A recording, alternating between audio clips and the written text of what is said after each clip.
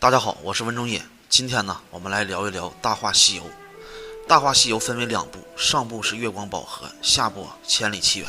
今天我就为大家来捋清这个时间线，解开大家心里的谜团。可能有人这时会说呢，《大话西游》啊，我都看了 N 遍了，不用你解释，很熟了已经。但是我一个问题就能问住你：至尊宝是什么时候爱上紫霞的？如果你答不上来，说明你根本没有看懂。其实这只是其中的一个问题，还有很多很多。比如紫霞原本是佛祖的灯芯，法力高强，二郎神率四大天王都擒不住，为什么演着演着连牛魔王都打不过了？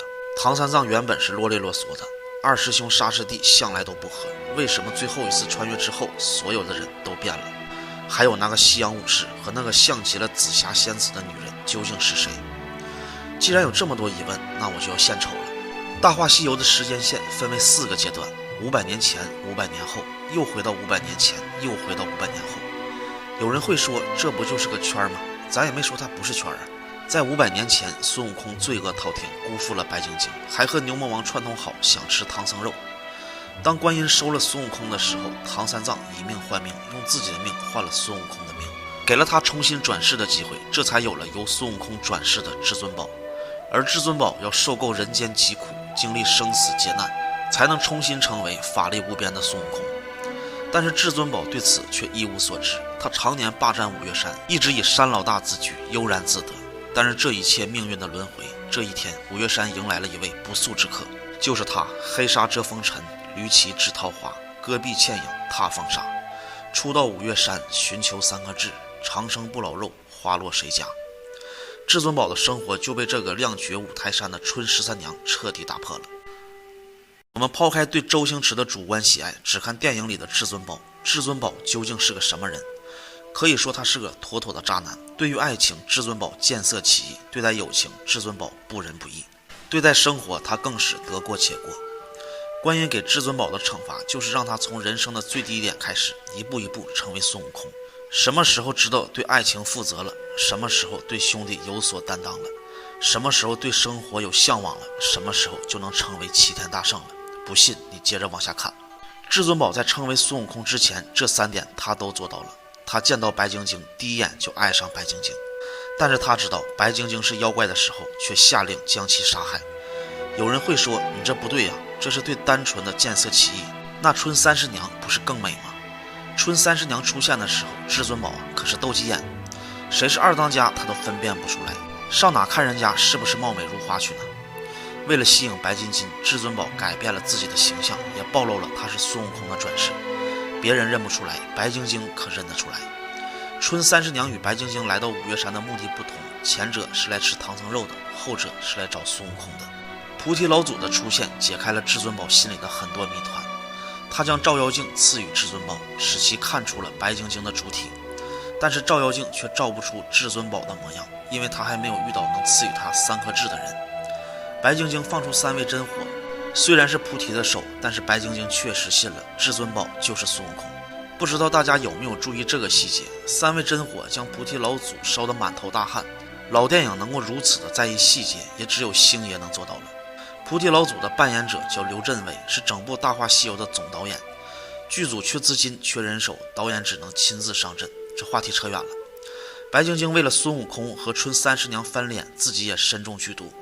随后牛魔王的出现，菩提跑了，3个人带着二当家来到了盘丝洞。这个时候呢，二当家照镜子，发现自己是猪八戒，意思是二当家就是猪八戒的转世，而至尊宝依旧是至尊宝，他离给他3颗痣的那个人还远着呢。老一辈人接受不了《大话西游》，尤其是看到猪八戒和春30娘生下了唐三藏。看到这儿，老一辈人直接会关掉电脑，嘟囔一句什么乱七八糟的烂片儿。《大话西游》之所以能够成为经典，其实还要感谢北京电影学院的学生们。这群80后第一次看到就被深深的吸引，并将周星驰的电影风格称之为无厘头。也是从那以后，人们开始挖掘影片中蕴含着一些深刻的东西。如果单纯用台词来揣摩至尊宝，那远远不够。至尊宝的每个表情里面都藏着秘密。当至尊宝告知白晶晶他根本就不是孙悟空的时候，白晶晶心灰意冷。如果你想问至尊宝是什么时候爱上白晶晶的，就是这个时候。我找到一个很像你的人。此时看至尊宝的面目表情，经历了这么多，他终于成长了。他不想眼睁睁看着白晶晶就这么死去，即使他是孙悟空的代替品。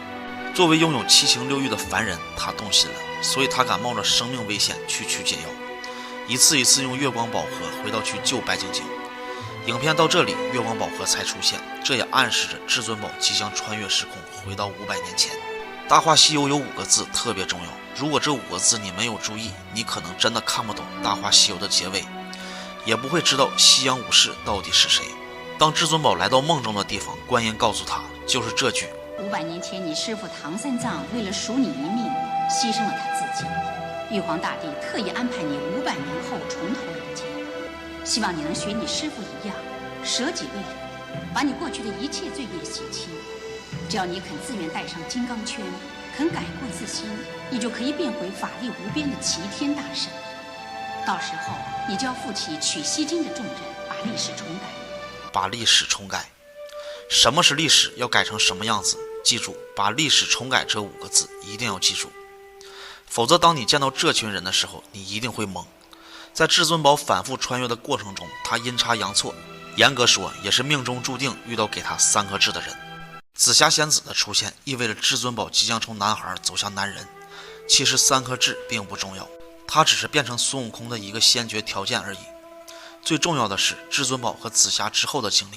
紫霞究竟有多单纯？她可以随意霸占水帘洞，也可以靠着一把宝剑来决定谁是她的如意郎君，还可以像孩子一样幻想有个盖世英雄踩着7色祥云来接自己。但是还有一些精神分裂，白天是紫霞，晚上是青霞。所以大家要记住，在影片中孙悟空解救紫霞之前，在夜里出现的都是青霞。那至尊宝是什么时候爱上紫霞的呢？那就是第一眼。不信反过来看至尊宝第一眼看到白晶晶时候的表情，别忘了至尊宝是一个见色起意的男人。还有这个镜头，真正爱上一个人的时候，脸上的表情是藏不住的，何况是一个头脑简单的山贼。一个单纯的人遇到一个头脑简单的人，简直是太配了。但是电影想告诉你的是成长。首先成长的人是紫霞。当至尊宝轻易拔出紫星宝剑的时候，注意紫霞的表情。从这一刻，一个神仙变成了一个凡人。因为有了七情六欲，他的仙力会逐渐减少，以至于最后连牛魔王都打不过了。话你明不明白？你又明不明白？我已经不再是神仙了。也许有人会问，至尊宝想要通过月光宝盒去救白晶晶，怎么会爱上紫霞的呢？其实电影早就给你答案了。爱一个人需要理由吗？不需要吗？需要吗？不需要吗？需要吗？不需要吗？哎，我是跟你研究研究嘛，干嘛这么认真呢？需要吗？整部《大话西游》里面最让人不解的是，为何师徒4人最后一次穿越，所有人都变了？唐三藏不再啰嗦了，是兄弟之间的和睦友善。菩提居然做了导游，二当家居然考取了状元。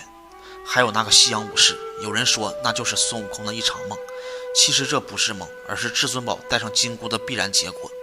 我们回到电影里，至尊宝一路修炼，终于成为了孙悟空。在紫霞最痛苦的时候，天空出现了7色的祥云，盖世英雄终于来了。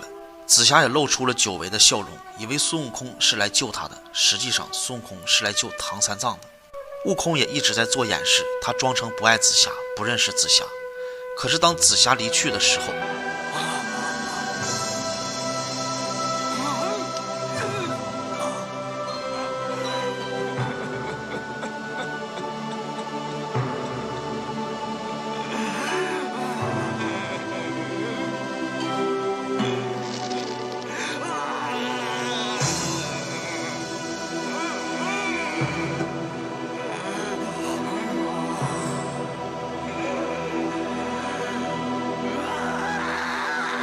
孙悟空再也装不下去了，他把这段痛苦化为力量，释放给了牛魔王，带着遗憾，最后一次启动了月光宝盒。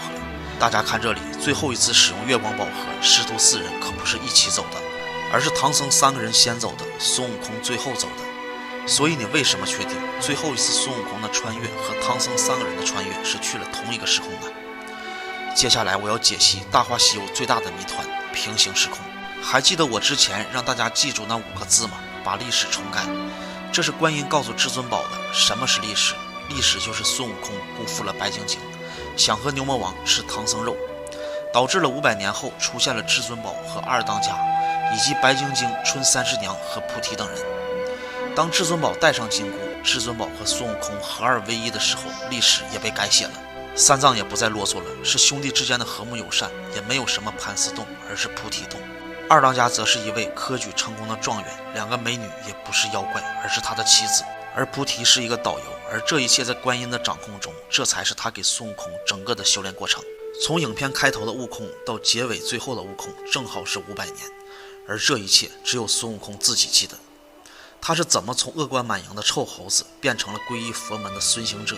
下面这句话是重点：所有的人都在，所有的人都变了，其中也包括至尊宝，他不再是山贼了，而是西洋武士。而对面的女人也不再是紫霞了，她也是孙悟空的修炼轮回里。可能有人会说我是过度解读，但究竟有没有过度？仁者见仁，智者见智嘛。《大话西游》1995年上映，1895年为电影诞生年。100年后的1995年，世界各路导演争奇斗艳，华山论剑。所以当年《大话西游》绝对不简单，绝不是一个梦就能应付影迷的。即使刘镇伟同意，周星驰也不会同意。他对待电影的执着，人人皆知。城门下，孙悟空为了弥补自己的遗憾，让西洋武士和恋人重归于好。黄沙陡峭，城门上茕茕孑立，对影飘飘，忽起一阵春风，唇边情丝绕。城下欢声，四犬落荒而逃。原来人人皆是至尊宝。他好像条狗啊！是，他好像一条狗啊。